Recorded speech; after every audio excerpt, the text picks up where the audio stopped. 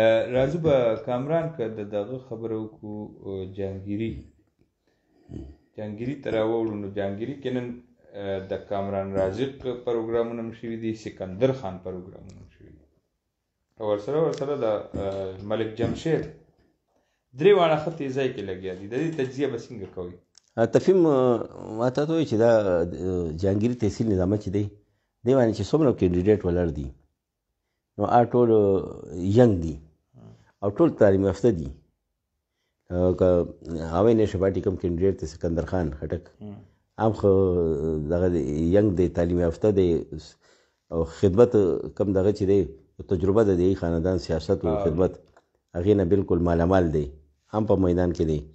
او نن هغه کار نه میټینګونه شوي دي، شمولیت پروګرامونه هم شوي دي. دغه شان دی ورسره پاکستان پیپل پارټۍ ملک جمشید خان دی، هغه هم کار نه میټینګونه شوي، شمولیت پروګرامونه هم شوي. د کامران رازق چې دی پاکستان تحریک انصاف کینډیډیټ دی، هغه مختلف مقامات کې پروګرامونه شوي، شمولیت شوي دي. او درې واړه چې دي درې واړه ینګ دغه دي جنریشن دي او خپل فیلډ کې ښه دغه دي، ماهر دی. بل تکاویږي نه درې واړه ولې ینګ دي او سیاست ته پیله ځل درې واړه راغلي دي. عملي طور سیاست چې دی په الیکشن کې حصه اخیستن بل نه ووټ اخیستن دا پیله ځل دی.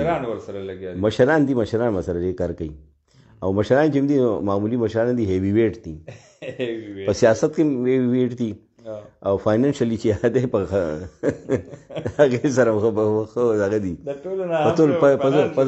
پتول پوره دي. بالکل دا خبره صحیح ده. ګرانو کتونکو راتاویږو به د نوخار